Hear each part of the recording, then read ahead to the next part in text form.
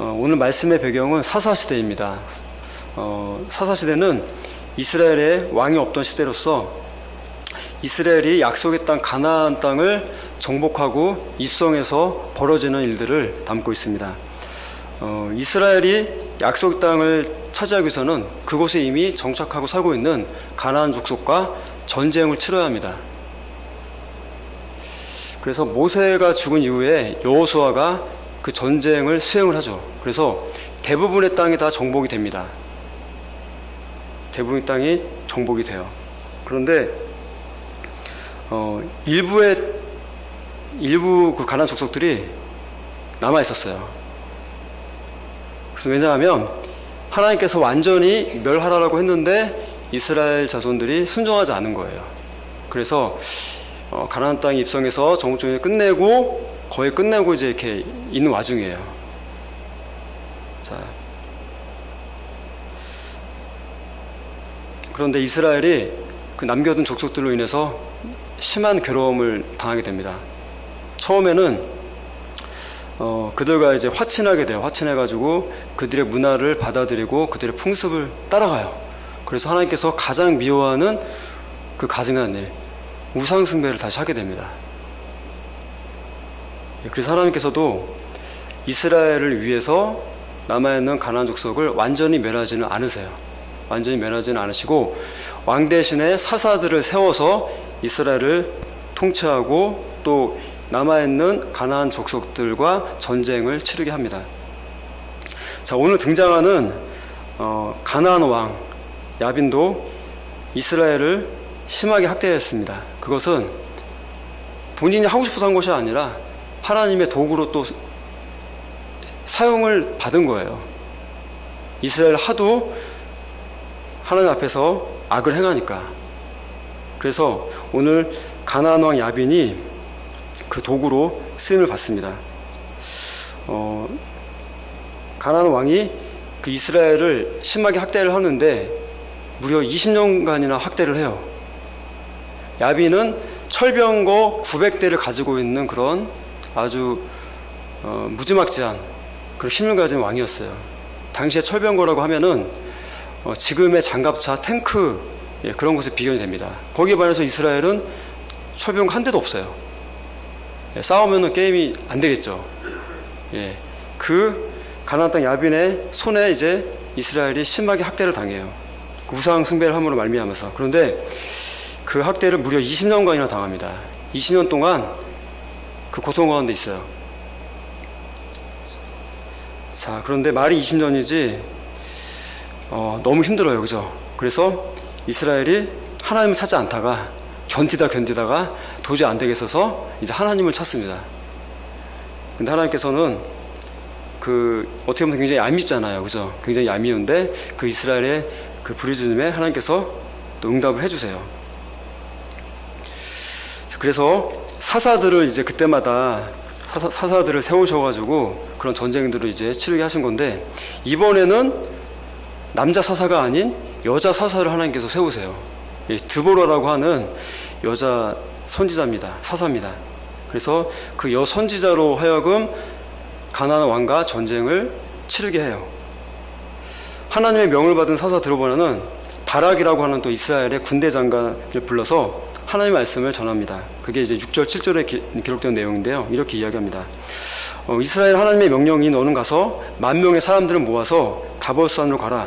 하나님께서 그곳으로 야빈의 군대 장관 시스라가 오게 할 것이다. 그리고 하나님께서 그들을 물리치도록 도와주실 것이다. 너는 가서 싸워라. 이렇게 하나님의 메시지를 전합니다. 뭐 간단하잖아요. 하나님께서 이기게 해주시겠다. 그러면 따라가면 되잖아요. 아멘하고 신나게 아멘하고 따라가면 되잖아요. 근데 이 군대 장관 바락이 쫄보였어요. 쫄보. 그 야빈 왕이 철병거를 900대를 갖고 있다고 했잖아요. 무섭잖아요. 솔직히. 근데 분명히 하나님께서 이기게 해주시겠다 했는데도 그 철병거 900대를 생각하니까 너무 진저리가 나는 거예요. 너무 무서운 거예요. 그래서 이렇게 이야기합니다. 드보라에게 당신이 나와 함께하면 갈 것이고 당신이 나와 함께하지 않으면 저는 안 갈 겁니다. 이렇게 발을 빼요. 자, 바락은 분명히 하나님께서 도와주신다는 말을 듣고도 두려워했습니다. 겁이 많고 믿음이 부족했습니다. 그래서 여자 사사 드보라가 바락에게 이렇게 이야기합니다. 원래는 이제 혼자 가기 바랬는데 안 간다고 하니까 물론 나도 너와 함께 할 것이다. 그러나 이 싸움에서 이기더라도 너에게 돌아간 영광은 없다. 이렇게 이야기를 해요. 그리고 너를 대신해서 일개 한 여자가 적장의 목숨을 끊을 것이다. 이렇게 이제 이야기를 합니다. 예언을 한 거죠. 자, 이 말을 듣고도 겁장의 바락이 혼자 하겠다는 말을 용기 있게 못해요. 됐습니다. 그럼 제가 하겠습니다. 이렇게 이야기할 수 있잖아요. 너에게 영광이 없다. 이렇게 얘기했는데 한 여자가 적장을 죽일 것이다. 그렇게 이야기했는데 그러면은 죄송합니다. 제가 가겠습니다. 이렇게 얘기할 수 있잖아요. 저 혼자 갈게요. 이렇게 해도 되잖아요. 근데 그렇게 안 했어요. 자, 이제 곧이어 전쟁이 시작이 돼요. 바락의 군대가 시스라의 군대, 적의 군대를 먼저 공격하기 시작합니다. 자, 적장에게 그 처병가 몇 대가 있다고 했어요? 900대가 있죠. 그죠? 자, 게임이 안 돼요. 전차 부대대 보병 게임이 됩니까? 탱크 한 대만 써도 보병 다 죽습니다. 끝나요. 근데 900대랑 이스라엘의 보병 게임이 안 됩니다. 그런데 하나님께서 약속하시잖아요. 내가 너희를 도와주겠다. 이 싸움에서 이기게 해주겠다. 예, 하나님께서 시스라엘 군대를 혼란하게 하세요. 그래가지고 스스로 멸망하도록 만들어버립니다. 힘을 전혀 못쓰게 만들어요. 그 철병과 한 대도 힘을 못쓰게 만들어버립니다. 그래서 혼란에 빠지게 하시고 또 그 부대가 스스로 자멸하게 만들어요. 그래서 적장 시스라가 급히 병거에 내려서 도망을 갑니다. 도망을 가요. 어디로 도망가냐? 자신의 나라 가나안과 무슨 관계죠? 이렇게 친밀한 관계를 유지했던 헤벨이라는 사람의 집에 들어가요. 근데 헤벨은 원래 모세의 장인 이드로의 후손들이에요. 후손 중에 한 명이에요. 그러니까 원래 이스라엘과 한 편이었습니다. 그런데 이 헤벨이 이스라엘을 배신하고 가나안 족속의 그 가나안 왕과 화친을 맺어요. 그러니까 배신자인 거죠, 배신자. 어쨌거나 적장 시스라는 같은 편이잖아요. 그래서 시스라가 도망을 갔는데 도망가서 도착한 집이 헤벨의 집인 거예요. 같은 편이잖아요. 지쳐갖고 들어갔더니 헤벨의 아내가 따뜻하게 맞아줍니다. 그래서 지친 헤벨에게 우유를 대접을 해요. 그래서 우유를 마시고 너무나 피곤해가지고 깊은 잠에 빠집니다. 그때 헤벨의 아내 야엘이 장막 말뚝을 갖고 와서 시스라의 관자놀이에 박아서 죽여요. 적장을 죽입니다. 아까 드보라의 예언이 성취가 된 거예요. 일개 한 여자에 의해서 적장 시스라가 죽임을 당합니다. 자,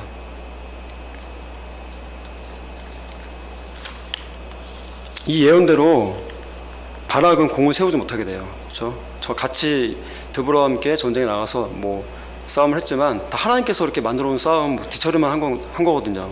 근데 그 공을 세우지 못하게 됩니다. 사사 드보라와 바락 장군이 이끈 이스라엘 군대 승리로 이스라엘 백성은 가나안 왕 야빈의 20년의 압제에서 벗어나게 됩니다. 하나님께서는요, 잘못을 회개하는 자들의 기도를 반드시 응답을 해주세요. 그래서 이스라엘이 이제 다시 해방의 기쁨을 맞이합니다. 오늘 말씀을 통해서 두 가지의 사실을 깨달을 수가 있어요. 첫 번째는요, 우상 숭배를 하지 말아야 한다는 거예요. 하나님께서 가장 미워하신 것이 우상 숭배예요. 어떤 형태로든 우상 숭배하는 것을 하나님께서 가장 미워하십니다. 그 우상이라는 것은 물질과 같은 돈이 될 수도 있고요. 또 내가 좋아하는 일이 될 수도 있어요. 일 자체가 우상이 될 수도 있습니다. 또 사랑하는 사람이 그 대상이 될 수도 있어요. 우상이 될 수도 있어요. 그래서 하나님께서도 내 부모나 내 형제, 자녀를 나보다 사랑하지 말라 이렇게 말씀하시잖아요. 정말로 자기 가족과 자녀를 사랑하는 것은 맞는데 그 사랑이 하나님보다 더 사랑하면 그것도 우상숭배가 된다는 것입니다. 또 우상숭배는 나 자신이 될 수가 있어요. 우리는 내 자신을 그 누구보다 사랑을 합니다. 우상숭배는 내 자신이 될 수도 있습니다. 어떠하든지 우상이라는 것은 하나님보다 더 많이 생각하고 더 많이 사랑하는 것, 그리고 하나님보다 앞서는 모든 일들이 다 우상 숭배에 속합니다. 그런데 이런 우상 숭배에 우리가 너무나 쉽게 노출되고 빠지는데, 우상 숭배에 빠지지 않는 방법이 있어요. 그것은 하나님 말씀에 순종하는 일을 더 많이 하는 거예요. 오늘 이스라엘이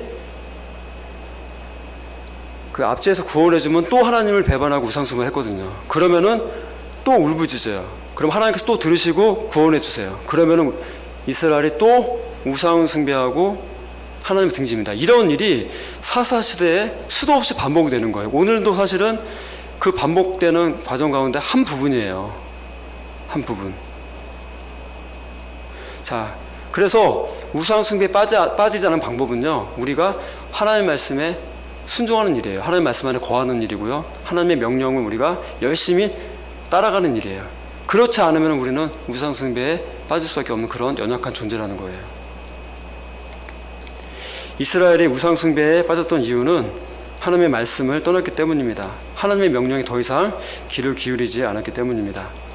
하나님의 말씀, 하나님의 명령을 지키고 따름으로써 우상 숭배에서 완전하게 벗어나시기 바랍니다. 오늘 말씀을 통해서 깨달을 수 있는 두 번째 사실은요, 하나님께서는 약한 자도 들어 쓰신다는 거예요. 대표적으로 사사 드보라를 하나님께서 사용하신 거죠. 하나님께서 왜 드보라가 살던 시대에 굳이 드보라라는 여자를 세워서 사사로 세우셨을까요? 어비 생각해 보면 그만한 인물이 없었다는 거예요. 남자들 중에서도 오죽 인물이 없었으면은 연약한 여자를 사사로 세웠겠어요. 사사는 왕의 역할을 대신하는 사람입니다. 그 책임이 막중해요. 때로는 뭐 재판도 해야 되고 나라를 다스려야 되지만 전쟁터에 이렇게 최고 통치권자가 되어가지고 전쟁을 지휘해야 돼요. 근데 여자랑 그게 어울립니까? 여자의 능력 무시하는 것이 아니라, 더군다나 구약시대, 그렇죠?